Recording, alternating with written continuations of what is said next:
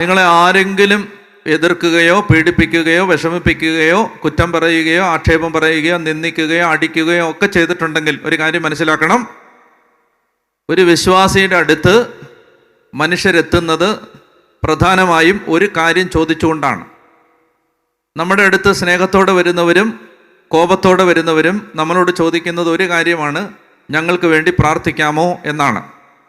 നമ്മളെ എതിർക്കുന്നവരും നമ്മളെ പീഡിപ്പിക്കുന്നവരും നമ്മളെ സ്നേഹിക്കുന്നവരും നമ്മളോട് ചോദിക്കുന്നത് ഞങ്ങളെ സഹായിക്കാമോ. എങ്ങനെ സഹായിക്കാമോ? പ്രാർത്ഥിച്ച്.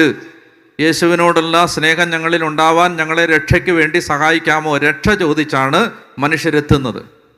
ചില ആളുകൾ സ്നേഹത്തോടെ വരും, ചില ആളുകൾ ചീത്ത വിളിച്ചുകൊണ്ട് വരും. രണ്ടു കൂട്ടരും ചോദിക്കുന്നത് എന്താണ്?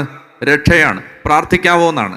അതുകൊണ്ട് നിങ്ങളെ ആരെങ്കിലും എതിർക്കുകയോ ആരെങ്കിലും നിങ്ങളെക്കുറിച്ച് കുറ്റം പറയുകയോ ആരെങ്കിലും നിങ്ങളെ ഉപദ്രവിക്കുകയോ നിങ്ങളെക്കുറിച്ച് ആക്ഷേപം പറയുകയോ നിങ്ങളെ ഒറ്റപ്പെടുത്തുകയോ ചെയ്താൽ അവർ നിങ്ങളോട് പറയാതെ പറയുന്നതും ചോദിക്കാതെ ചോദിക്കുന്നതും ഞങ്ങൾക്ക് വേണ്ടി പ്രാർത്ഥിക്കാമോ എന്നാണ്. നിങ്ങൾ അവർക്ക് വേണ്ടി പ്രാർത്ഥിക്കാനുള്ള ദൈവത്തിൻ്റെ ഓർമ്മപ്പെടുത്തലാണ് നിങ്ങളെ അവർ കുറ്റം പറഞ്ഞത്. പറഞ്ഞേ ഹല്ലേലൂയാ, പറഞ്ഞേ ഹല്ലേലൂയാ.